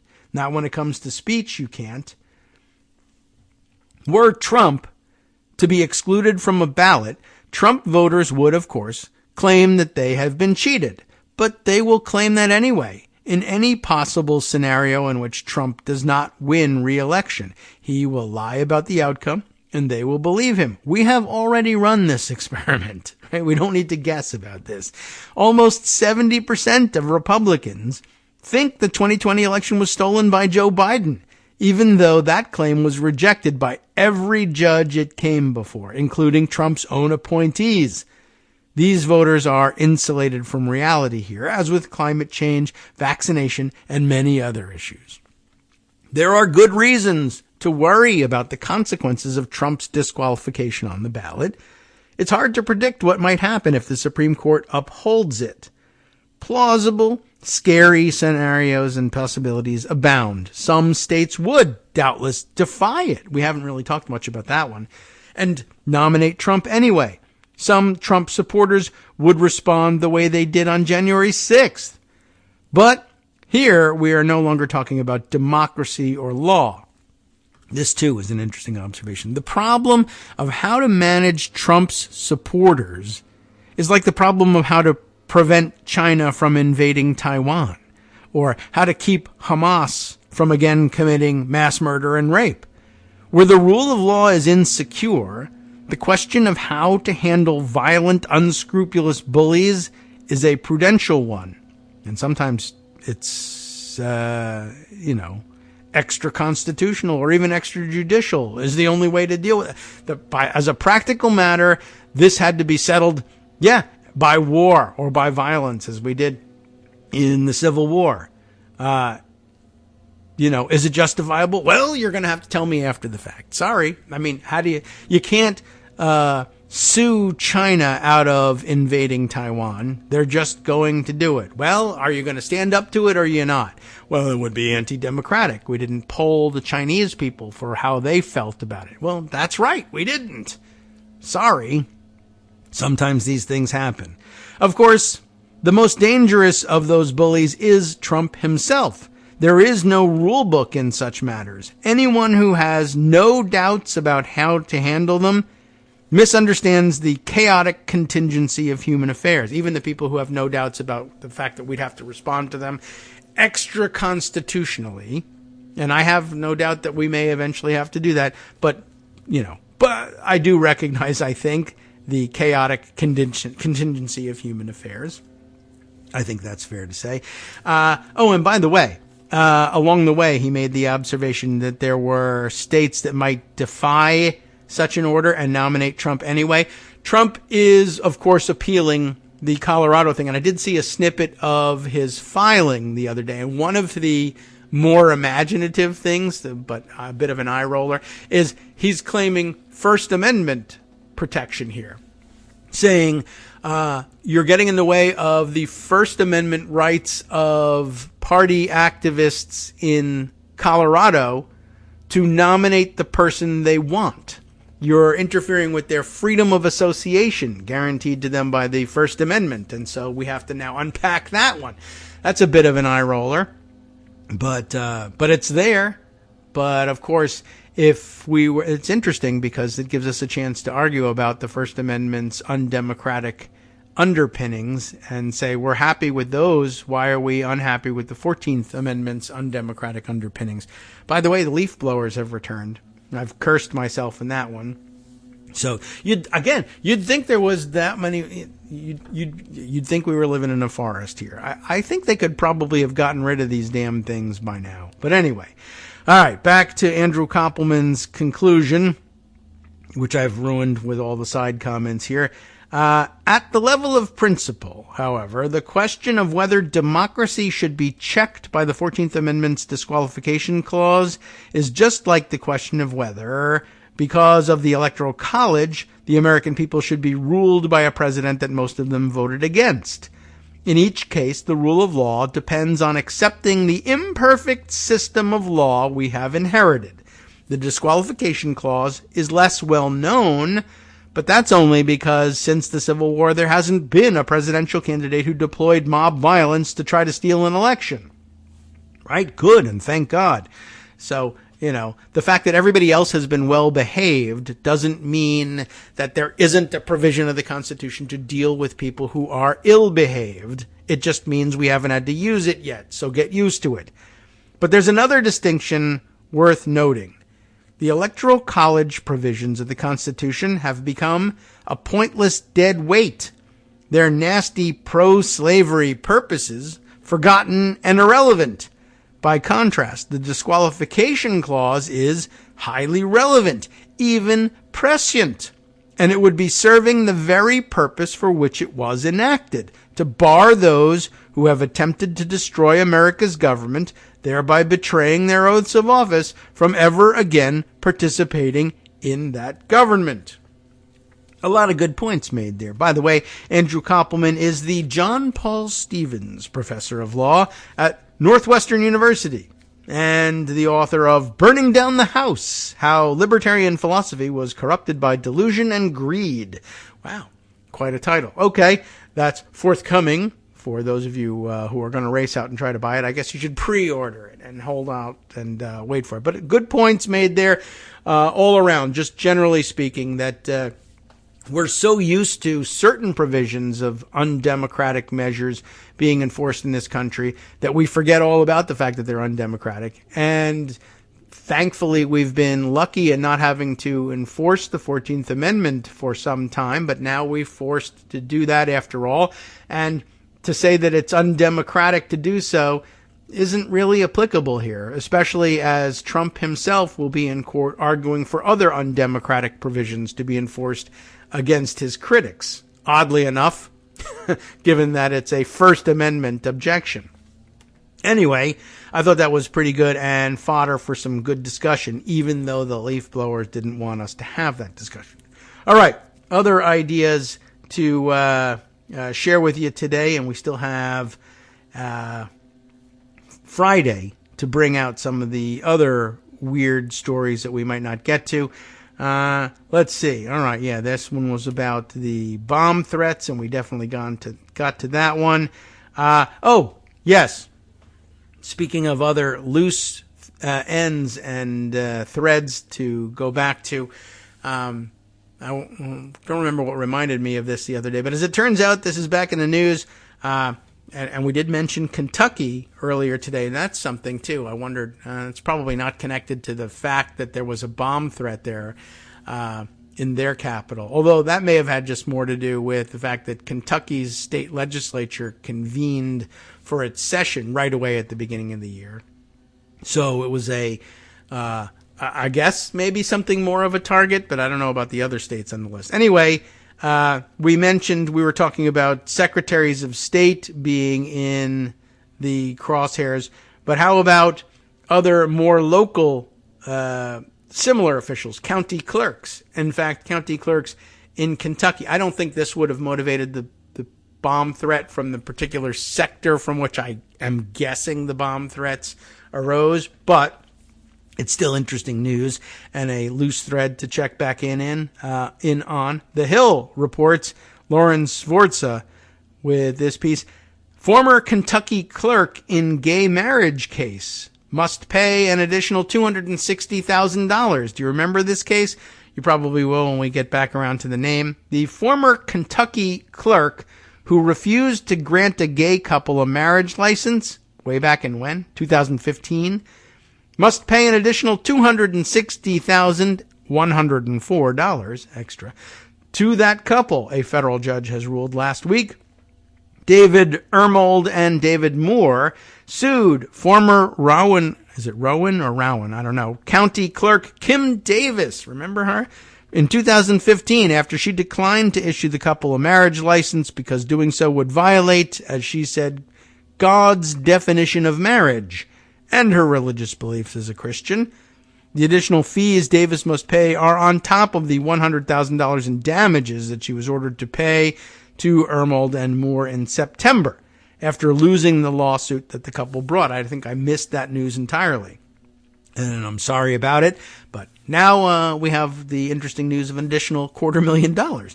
Davis's legal team argued that the proposed attorney's fees put forward by the couple's lawyers were too much, saying that the fees should be reduced by more than 50%.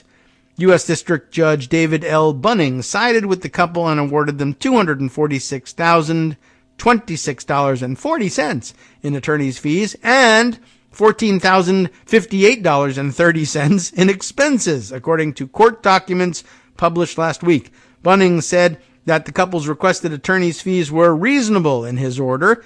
Plaintiffs not only prevailed, but obtained the result sought. They sought to vindicate their fundamental right to marry and obtain marriage licenses, and they did so, Bunning said in the order. I'm not certain why that's necessarily important, but at any rate, it certainly seems reasonable to have, or you should be expecting to pay a lot of money for a landmark case with national implications. That happens. I guess Davis's lawyers, I don't know what their argument was. We think that we would have charged them less to win this case. I don't know. Liberty Counsel, that was the firm representing Davis, and they said in a press release that they plan to file a motion this month to reverse the jury verdict from September that granted the couple $50,000 each. The law firm said Bunning's order allowed them to file a motion to reverse the jury's ruling because there was insufficient evidence to award the plaintiffs monetary damages. Okay. All right. How is that the case? The law firm said Bunning's order allowed them to. Okay. I mean, I guess the judge said you can file it if you want to, although I'd be surprised if he actually said I'd agree with the idea that there was insufficient evidence to award the plaintiffs monetary damages. The case is far from over, they say. Because of Kim Davis, every clerk in Kentucky now has the freedom to serve as an elected official without compromising their religious convictions and conscience. Not really. I mean, they actually don't have that at the moment, unless they vindicate it in court, which they might do. Liberty Counsel founder and chairman Matt, with one T, Staver, said in a statement, this case has the potential to extend the same religious freedom protections beyond Kentucky and overturn Obergefell v. Hodges, which was wrongly decided and should be overturned, he added. That, of course, the 2015 landmark case at the Supreme Court granting same-sex couples the right to marry. So it's interesting, just from a totally different viewpoint, $250,000 worth of legal fees. Well, that's totally unreasonable. Well, you've been litigating this case since 2015. It's 2024 now, and you're appealing. It's going to be a decade in court. I mean, and so it's a case that you think could overturn a landmark Supreme Court decision. What does it cost to have good lawyers litigate a case that could potentially overturn a landmark decision of the Supreme Court for 10 years? $25,000 a year is not that bad for something like that. Quite honestly, it's a real bargain. So, I don't think they're going to be able to overturn the attorney's fees part. Of course, unless they overturn the decision, which is why they're continuing to appeal. And it's not even the money that it's about for them. They're just fanatics, I guess. And, hate gay people and want to do anything they can to hurt them, even if it takes a decade in court to do it. All right. There are such people. Let's just hope that things remain as they are. All right. Other things to share with you. There are many. On the constitutional law front, since weird arguments are being made all the time, and as I mentioned to you, and I don't think I put it aside anywhere, but maybe that's something to search out in the news as well. I'll look for the Colorado appeal news so that I can share a source with you about. I mean, I just saw a screen grab of his filing, but I need some perhaps source that I can point to for proof that he did in fact make that weird argument that the First Amendment grounds existed to reverse the Colorado Supreme Court on freedom of association grounds, right? Well, other arguments are being entertained as well. And now, of course, the time is right. Oh, now I remember where I saw it, as a matter of fact, because I reacted this way on social media yesterday. The time is finally ripe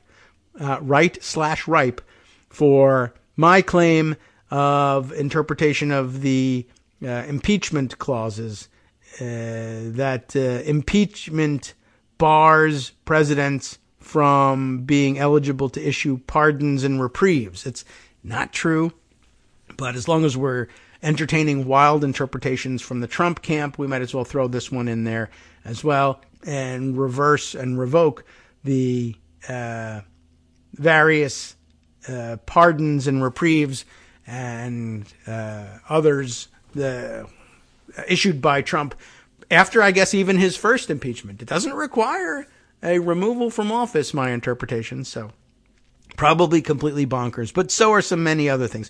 Now, what about some other ideas that might also be considered bonkers, but that might be, well, as long as Trump is throwing everything at the wall to see what will stick, we can throw some other things too. How about this one from the American Prospect? Michael Meltzner writes, after Section 3 of the 14th Amendment comes Section 2, which of course comes before Section 3, but after we finish with Section 3, maybe we should turn our attention to Section 2. What's he talking about? The election lawsuit about the 14th Amendment that you might not know about. Yes, and it's not necessarily targeting Donald Trump. That's the point. Maybe that's why it hasn't gotten as much attention, but attention in recent days has been paid to the Colorado Supreme Court ruling that Donald Trump can be barred from the ballot for participating in an insurrection as ordered by Section 3 of the 14th Amendment. Maine's Secretary of State has done the same, as you know. But under the radar, a separate case involving that amendment has been working through the courts, which would be just as impactful for the outcome of the 2024 elections. About a year ago, and again, this is Michael Meltzner at the American Prospect, reported on a pending lawsuit filed on behalf of a citizens group by former former Department of Justice lawyer Jared Pettinato. I don't think I've heard of this one. The suit asks that the Census Bureau be required to enforce Section 2 of the 14th Amendment, enacted in 1868, to strip congressional representation from states that disenfranchise voters. Ooh, shall we have a test of that one? The text applies to general methods states adopt that keep people from voting and is not limited to racial discrimination. The proportional loss of congressional representation would also reduce the votes that states would get in the Electoral College. Ooh, anti-democratic. Oh, help us. Well, here's one way to undo that anti-democratic provision. Section 2 cases, or at least this Section 2 case, is now moving toward resolution. Briefs have been filed and oral arguments are expected shortly before the Court of Appeals in Washington, D.C. Cases involving two constitutional provisions of the 14th Amendment have major differences and striking similarities. Neither has been authoritatively interpreted. On a structural level, enforcing Section 2 for the first time would conceivably sanction and thus potentially eliminate the web of restrictions and hurdles that keep substantial numbers of citizens from casting a vote. Some states would lose representatives and electoral votes to states that make it easier to vote. In contrast, the Section 3 insurrection issue is individualized, dealing with only the former president whose misdeeds are unique in American history. But in both cases, the courts are being asked to render decisions that could change the political balance of power, outcomes that involve judicial intervention similar to the much criticized Bush v. Gore decision that determined the presidency in 2000.